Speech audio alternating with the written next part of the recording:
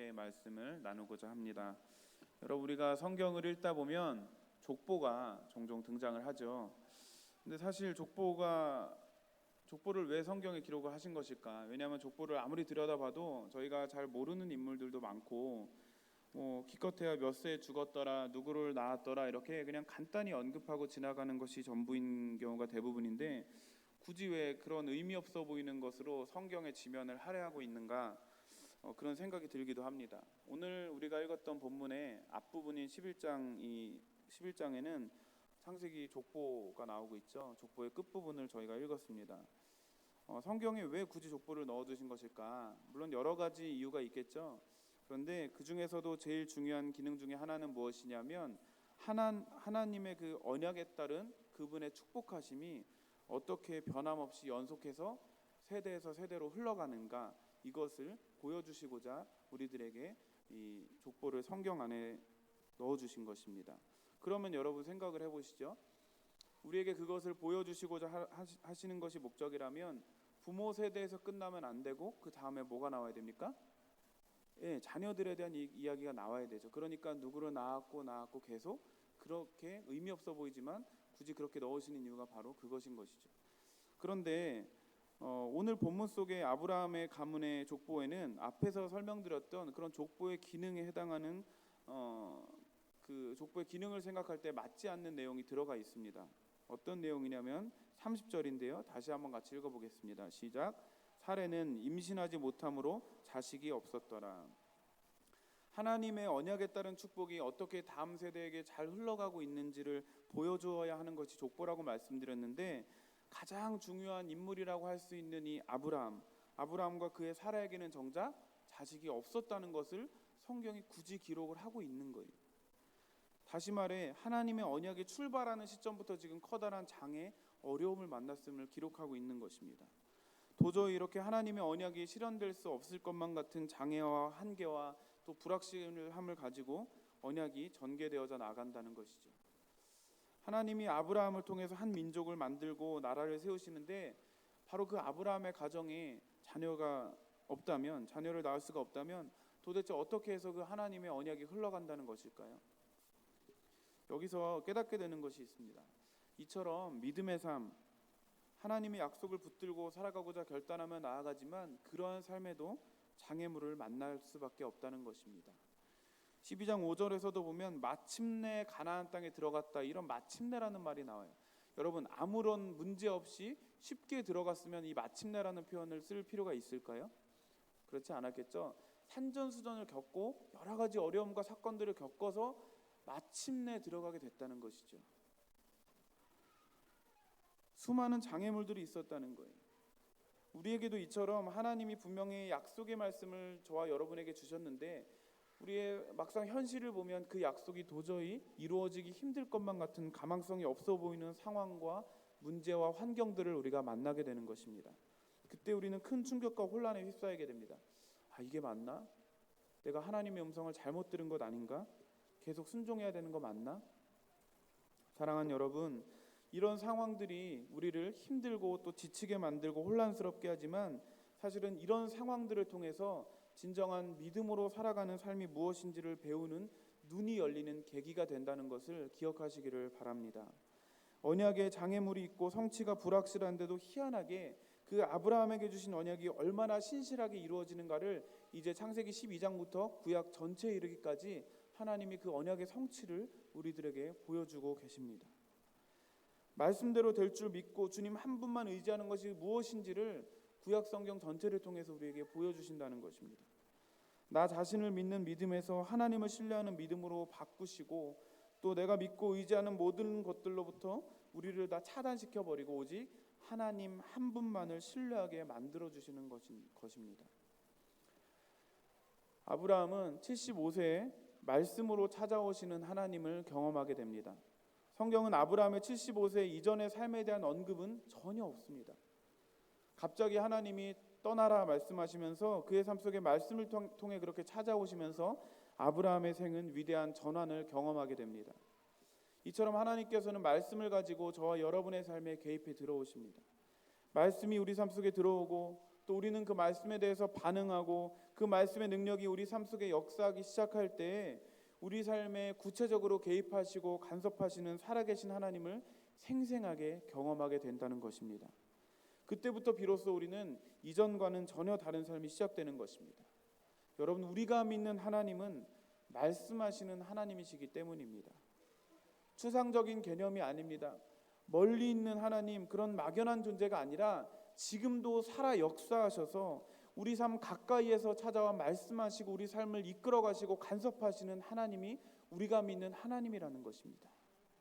이 땅에서 내 한 몸, 내 가족, 어떻게 하면 더 잘 먹고 더 잘 살고 누리며 사나, 이것에만 관심이 있는 우리의 삶에 찾아오셔서 이전과는 전혀 다른 삶으로 우리를 인도해 가시고자 하시는 것입니다.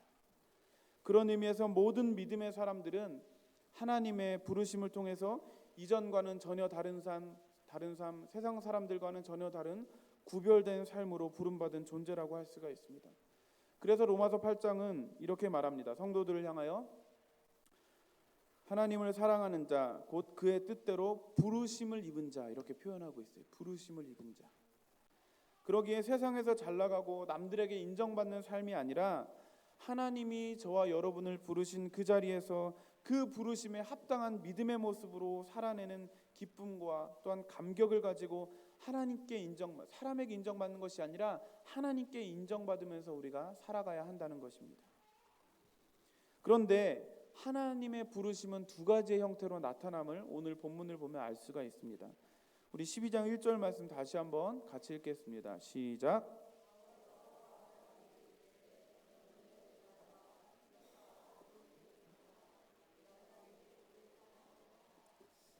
네, 이처럼 언제나 우리에게 하나님의 부르심이 임할 때에는 떠나라 그리고 가라, 이렇게 두 가지의 형태로 하나님의 부르심이 나타나게 됩니다. 먼저 하나님께 부름을 받는 이 놀라운 새로운 삶의 초대는 떠나야만 시작할 수 있다는 것을 기억하시기를 바랍니다.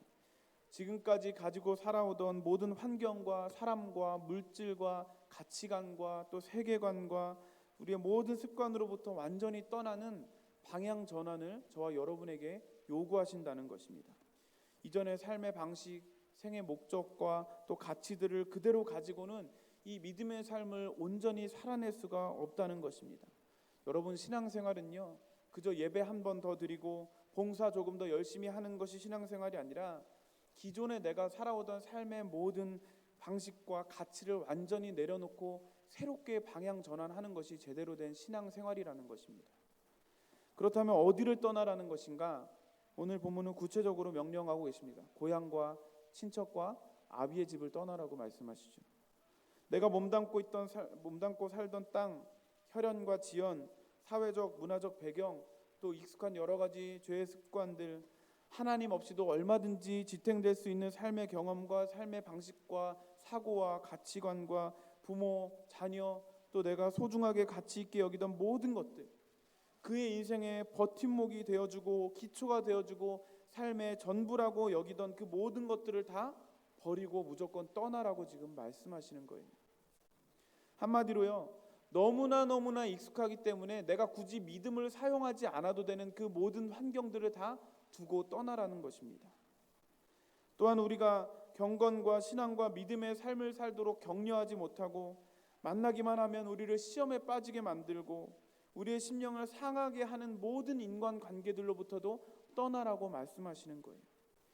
믿음의 삶에 보탬이 되지 않는 인간관계에 얽혀서 살지 말고 마치 그 모든 것들을 잃어도 되는 것처럼 그렇게 떠나라고 지금 말씀하시는 것입니다. 어디로요? 내가 너에게 보여줄 땅으로, 지시할 땅으로. 메소포타미아 문명의 핵심 지역이자 당시 문명의 중심지였던 갈대아 우르 그리고 하란을 떠나라는 것입니다. 안정되고 기회가 보장되는 그곳을 떠나라는 것은 정말로 순종하기 어려운 명령이었습니다.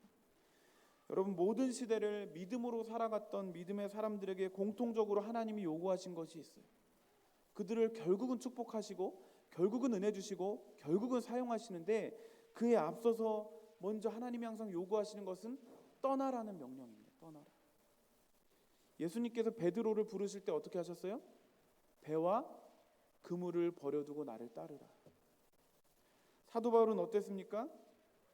자신의 모든 인간적인 탁월한 배경과 조건과 스펙들을 다 배설물로 여기고 주님을 따르는 삶을 선택하였습니다. 우리는 자꾸 내가 떠나야 하고 내가 버려야 하고 내가 내려놓아야 하는데 그것에 대한 결단은 하지 않으면서 그 뒤에 있을 은혜와 축복만을 구할 때가 얼마나 많은지 모르겠습니다. 그러나 주님 오늘 말씀하시는 거예요. 그렇게 복받고 싶니? 그렇게 은혜 누리고 싶니? 그러면 떠나라. 내려놓아라. 결단해라. 저와 여러분의 삶에도 주님 말씀으로 찾아오셔서 너 더 이상 그렇게 살면 안 돼. 네가 지금까지 살아왔던 방식 언제까지 그렇게 고집부리며 반복할 거냐 간섭하실 때가 있습니다. 그때 즉시로 순종해서 떠나야 여러분 자신에게도 또 여러분이 만나는 또 여러분이 속한 모든 공동체에도 복이 될 수 있다는 사실을 기억하시기를 바랍니다. 남미 에콰도르의 아우카 부족에게 복음을 전하러 가자마자 순교를 당한 그래서 29의 젊은 나이에 순교를 당한 이 짐 엘리엇 선교사님을 모두가 아실 것입니다. 창끝이라는 영화로 이분의 이야기가 나왔죠. 이분이 아주 멋있는 말을 했어요. 잘 들어보세요. 영원한 것을 얻고자 영원할 수 없는 것을 버리는 자는 바보가 아니다. 말이 좀 복잡한 것 같은데 천천히 읽어보시면 이해가 되실 거예요. 영원한 것을 얻고자 영원하지 않은 것, 영원할 수 없는 것을 버리는 자는 바보가 아니다. 사랑하는 여러분, 우리가 이 땅을 살아가는 동안 하나님이 떠나라 하실 때 우리는 눈에 보이지는 않지만 영원한 것을 약속으로 받았음을 확신하면서 그와는 반대적으로, 그와는 상대적으로 많은 것들이 보장되고 당장의 눈앞에 보이는 것들 아무리 붙들고 있어도 언젠가는 결국에 떠나야 하고 간직할 수 없고 사라질 수밖에 없는 그것들을 다 과감하게 버려두고 떠나야 할 때가 온다는 것입니다. 그렇다면 하나님이 우리를 부르실 때 심지어 어디까지 떠나야 하는가? 아버지의 집을 떠나라고 말씀하십니다. 부모와 자녀의 시간을 무시하라는 말이 아닙니다. 부모님들처럼 없어서는 안 되는 그렇게 소중하고 우리의 삶에 그렇게 결정적인 분들조차도 만약에 그분들이 우리의 신앙을 흔들리게 하고 심령을 상하게 하고 하나님과의 친밀한 관계를 방해하는 분들이 있다면 그들조차도 이를 각오를 하면서 철저히 말씀을 따라 살라고 말씀하시는 것입니다. 그렇게 우리가 믿음을 위해 가족과 친척을 포기하면 하나님은 그냥 우리를 그렇게 포기만 하고 손해만 보게 하시는 것이 아니라 더 큰 하늘 가족을 허락하십니다. 사실 그런 생각 들 때가 있더라고요. 명절에나 만나는 친척들 그리고 이제 다 출가시킨 자식들보다 훨씬 더 자주 만나 매주 함께 예배하고 삶을 나누고 기도 제목 나누고 아프면 달려와서 기도해주고 간호해주고 위로해주는 이 교회 공동체 이 하늘 가족이 가족보다 낫다 그런 마음 느껴볼 때 교회 다니시면서 있으시지 않습니까? 하나님은요 주시는 것 없이 뭔가 우리에게 그냥 포기만 하라고 그렇게 말씀하시는 분이 아니십니다. 하나님이 무언가를 내려놓게 하실 때는요 반드시 더 크고 더 영광스러운 것을 위해서 그렇게 하라고 말씀하시는 거예요. 물론 우리가 이 땅을 살면서 언제나 다 포기만 하고 살아야만 되는 것은 아닙니다. 고향과 친척과 아버지의 집은 때로 누리고 기뻐하고 또 위로를 받고 또 격려를 얻도록 하나님이 선물로 주신 것들이 분명합니다. 그러나 하나님이 때로는 그것들로부터 떠나는 것이 우리에게 더 복이고 유익하다고 말씀하신다면 지체 말고 주저하지 말고 두려움 없이 떠나야 한다고 말씀하시는 것입니다. 왜냐하면 진정한 신앙의 출발은 떠남으로부터 시작되는 것이기 때문입니다. 그러면 떠나서 어디로 가야 합니까? 오늘 본문은 내가 내게 보여줄 땅으로 가라 말씀합니다. 예전 성경엔 지시할 땅, 보여준 땅이 아니라 보여줄 땅이요. 지시한 땅이 아니라 지시할 땅이요. 히브리서 11장 8절은 이렇게 표현합니다. 같이 한번 읽어보겠습니다. 시작.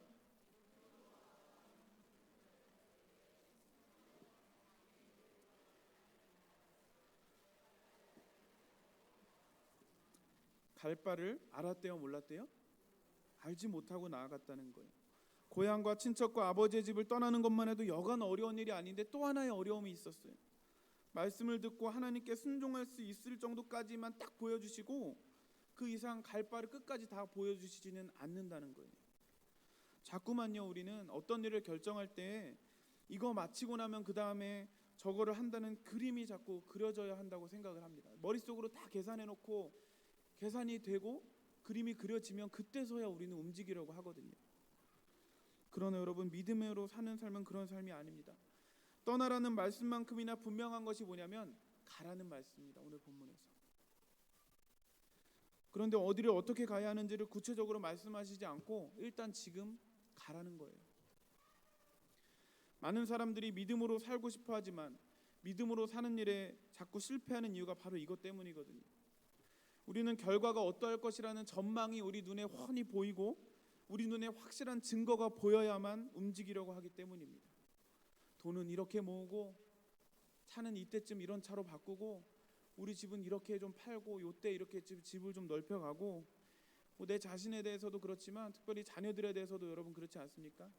자녀를 낳으면 이렇게 키워서 이런 것들을 좀 학원을 보내고 가르치고 대학에 가고 나면 이렇게 직장 생활했으면 좋겠고 이런 배우자 만나서 결혼해서 이런 가정 꾸리면 좋겠고 자꾸만 우리는 우리가 이미 그림을 다 정해버리고 그려버리고 그 안에서 생활하려고 합니다. 근데 하나님은 그 그림을 쭉 찢어 놓으시는 거예요. 믿음으로 사는 삶에 있어서 제일 어려운 것은요, 우리의 이러한 모든 전망들을 다 내려놓는 것입니다. 하나님께서 우리 삶에 찾아오셔서 미래에 대한 모든 그림을 내려놓고 그저 당신 한 분만을 붙들고 나아가는 삶으로 우리를 부르시기 때문에 신앙생활이 참 어렵기도 하고요, 불안정하기도 한 것입니다. 저도 이게 제일 어려워요. 자꾸 머리 굴리려고 하고요. 여러분 혹시나 하나님께서 가라고 분명히 말씀하셨는데도 어디로 가야 할지 분명하고 좀 더 구체적으로 좀 더 선명하게 말씀해 주시고 보여주시면 제가 그때 가겠습니다, 그렇게 말씀하시면서 머뭇거리거나 꼼짝도 안 하고 계시진 않으십니까? 만약에 그렇다면 가라, 이 한마디 말씀만을 붙들고 딱 한 걸음만 떼어보시기를 바랍니다. 그러면 주님은요 반드시 또 그 다음 걸음을 보여주시는 분이십니다. 시편 119편 105절 함께 읽어봅니다. 시작. 아멘. 제가 참 좋아하지만 저 말씀대로 살지 못하는 구절 중에 하나입니다. 어느 날 제가 이 말씀을 묵상하는데 하나님이 너무나 시시하고 좀 쪼잔하게 느껴지는 거예요. 기왕에 좀 보여주시면 저 멀리까지 한 번에 다 보여주시면 얼마나 좋아요. 근데 여러분 발의 등은 뭡니까? 우리 신발에 요만한 후레쉬 하나 붙여놨다고 생각해 보세요. 한 걸음 걸어봤자 한 걸음밖에 안 보이죠. 또 한 걸음 걸어봤자 또 한 걸음. 너무나 하나님이 시시하고 좀 소심해 보이는 거예요. 한 번에 좀 보여주시지. 떠나는 것 자체만 해도 쉽지 않은 우리의 삶에 하나님은 왜 전부를 보여주시거나 두 걸음 세 걸음이라도 좀 보여주시는데 그렇게 하지 않으시는 걸까? 왜 갈 곳을 알지 못한 채 한 걸음 순종해야만 그 다음 걸음 겨우 보여주시게 그런 방식으로 우리를 이끌어 가시는 것일까? 그것은 하나님께서 저와 여러분에게 원하시는 삶의 방식이 믿음으로 사는 것이기 때문인 것입니다. 예측이 가능해서가 아니라 환경이나 상황이나 전망이 보여서가 아니라 저와 여러분을 너무나 사랑하시고 우리 위에 아들까지 아낌없이 십자가에 못 박아 죽이신 그 하나님이 말씀하셨다는 그 이유 하나 때문에 그 하나님을 믿는 믿음 하나만으로 우리가 그 길을 선택하기를 원하신다는 것입니다. 믿음이 아니면 선택할 수 없는 선택의 자리로 우리를 몰아가신다는 것입니다. 이 세상을 사는 동안에 그 하란 땅, 그 광대하고 엄청난 문명이 주는 수많은 기회와 보장과 안전이라고 여겨지는 것들로부터 배제되는 것과 같은 그런 두려움과 불안함, 약함이 있지만 그럼에도 불구하고 말씀 하나 딱 붙잡고 믿음으로 나아가기를 원하시는 거예요. 그러면 어떻게 될까요? 2절과 3절 말씀합니다. 함께 읽겠습니다. 시작.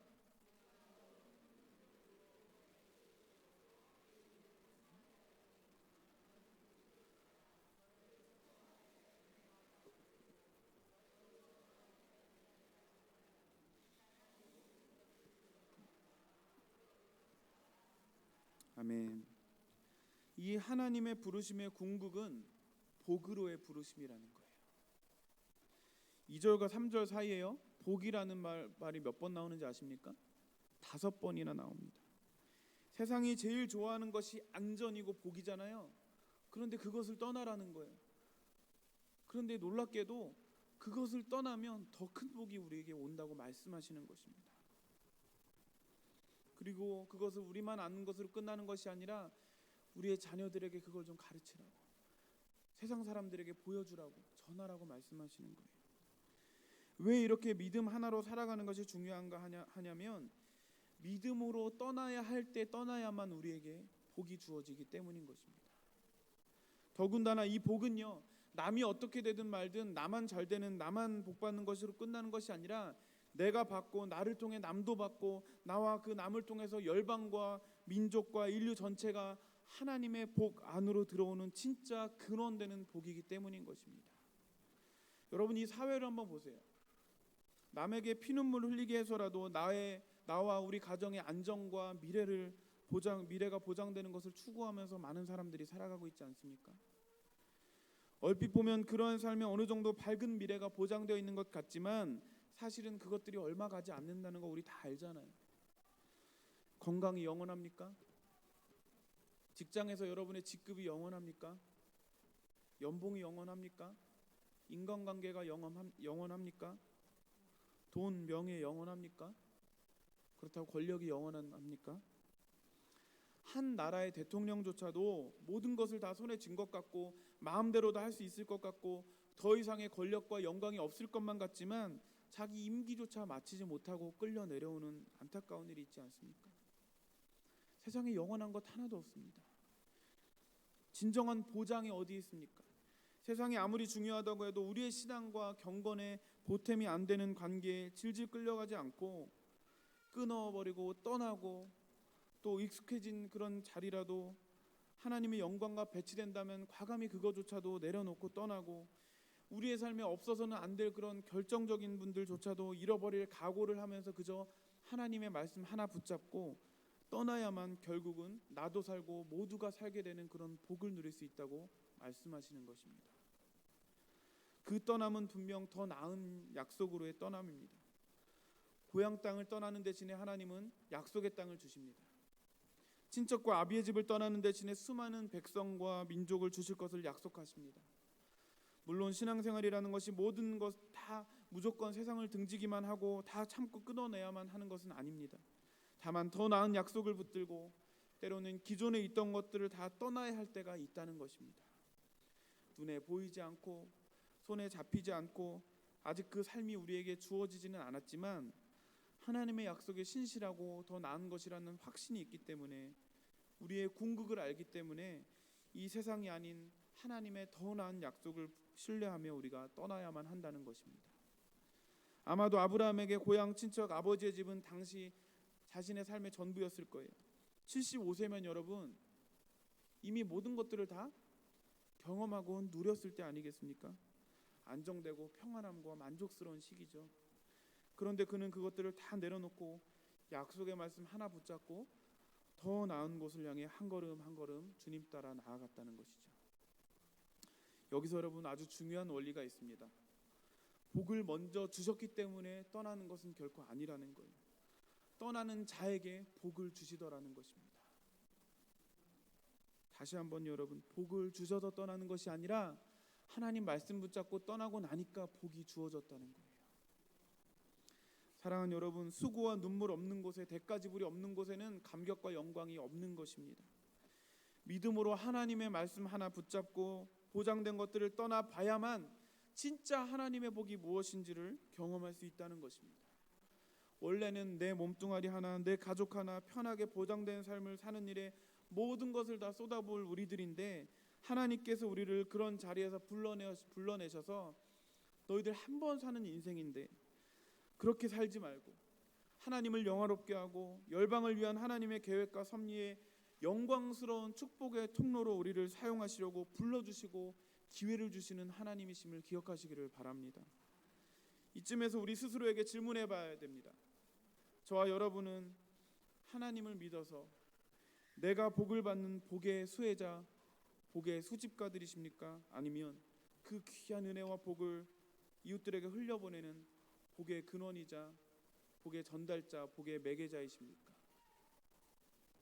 예수님께서 우리를 위해 십자가에 달려 돌아가시면서까지 우리를 구원하신 것은 우리가 단순히 은혜의 수집가가 아닌 은혜의 분배자로 살아가기를 원하시기 때문이었습니다.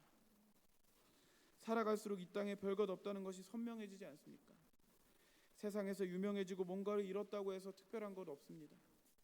정말 귀한 건 하나님의 은혜를 알고 사람들에게 그 은혜를 흘려보내서 그들에게 진짜 은혜가 뭔지를 알게 하는 것입니다.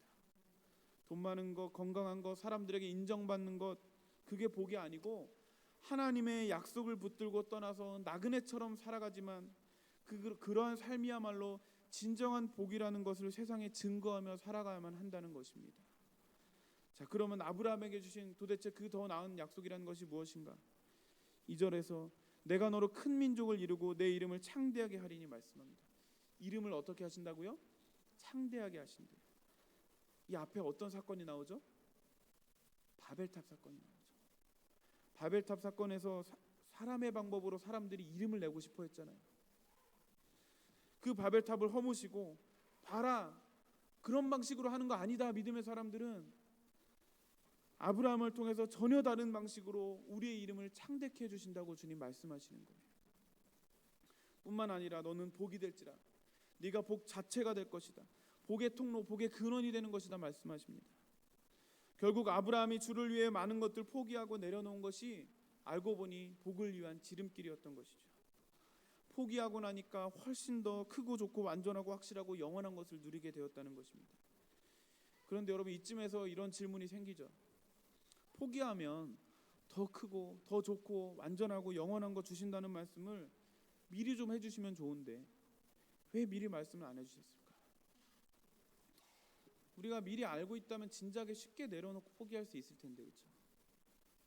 그 이유가 무엇이냐면 저와 여러분이 하나님이 더 큰 무언가를 주시기 때문에 우리가 어떤 포기를 하는 것이 아니라 그저 하나님을 진정으로 신뢰하고 사랑하고 의지하면서 진심에서 우러나오는 그런 결단, 우리와 하나님과의 진실된 인격적인 관계를 원하시기 때문에 하나님은 자발적인 순종을 원하신다는 것입니다. 하나님을 믿노라 하면서 자기 머리 굴리고 생각과 계산 안에서만 살아가는 사람은 제일 불행한 사람입니다. 그런 사람은 하나님의 도우심이 어떤 것인지, 하나님이 실제로 언약대로 이루어 가시는지 이런 거 하나도 경험하지 못하는 안타까운, 그저 자신의 능력과 계산 안에서만 살아갈 수밖에 없는 인생인 것입니다. 하늘에 속한 모든 신령한 복을 우리에게 주셨습니다. 그런데 그것을 전혀 누리지 못하고 안타깝게 살아간다는 것입니다. 하나님은 당신의 백성들에게 하늘에 속한 모든 신령한 복을 주기를 원하시고 기뻐하시는 분이심을 믿으시기 바랍니다. 떠나는 것 자체보다 더 중요한 것은 떠남을 통하여 얻게 되고 참여하게 되고 누리게 되는 복이 반드시 있다는 거예요. 우리 삶 속에 하나님이 주시는 진짜 복, 하나님의 돌보심, 인도하심, 보호하심, 용서와 사랑, 은혜를 깨닫게 하는 이 놀라운 더 나은 복을 위해 떠나라고 우리에게 말씀하실 때가 있다는 것입니다. 적당히 우리가 그냥 생각하는 만큼 생각하는 대로 떠나는 것이 아니라 말씀을 듣고 하나님이 원하시는 모습대로 떠나야만 복이 있다는 것입니다. 사랑하는 여러분, 말씀을 뵙겠습니다. 하나님은 저와 여러분이 손에 잡히는 것과 눈에 보이는 것에 의존하지 않고 보장된 어떤 것을 의지하지 않고 하나님께서 주신 언약의 말씀 딱 하나 붙들고 믿음으로 순종하고 반응하기를 원하십니다. 약속으로부터 시작된 그 귀한 믿음의 여정을, 그 약속을 붙들고 한 걸음 가고 또 보증된 약속을 붙들고 또 한 걸음을 내딛고, 그런 삶을 우리에게 원하시는 것입니다.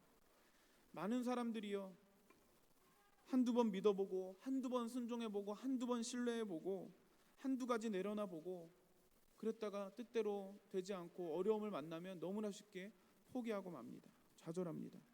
그러나 여러분, 믿음은 그런 것이 아닙니다. 그럼에도 불구하고 또 주를 신뢰하는 것이 믿음인 것입니다. 시간이 더딜지라도 절대로 낙심하지 않는 것이 믿음인 것입니다. 저와 여러분 모두가 우리 삶에 찾아와 하나님께서 말씀하시고 더 나은 삶으로 우리를 부르실 때, 그때 그 기회를 놓치지 않고 우리에게 보장되어 있는 모든 편안한 것, 익숙한 것 다 내려놓고 뒤로 하고 포기하고 결단하고 이 눈에 아무 증거 아니 배워도 믿음만을 가지고서 한 걸음 한 걸음 나아가서 하늘의 신령한 복을 받아 누리고 또 그 복을 흘려보내는 그런 복된 삶 사시기를 주님의 이름으로 축복합니다. 기억하십시오. 우리는 복의 유통자, 분배자입니다. 나만 복받고 누리는 것은 직무유기인 것입니다. 여러분, 온가족 예배 특별히 얼마 남지 않았습니다. 우리가 이 공동체 안에서 경험한 따스한 사랑과 위로와 은혜를 아직 믿음이 연약하거나 잠시 신앙생활을 쉬고 있는 분들에게 흘려보낼 수 있는 그 기회를 놓치지 않는 모든 성도님들 되시기를 주님의 이름으로 축복합니다.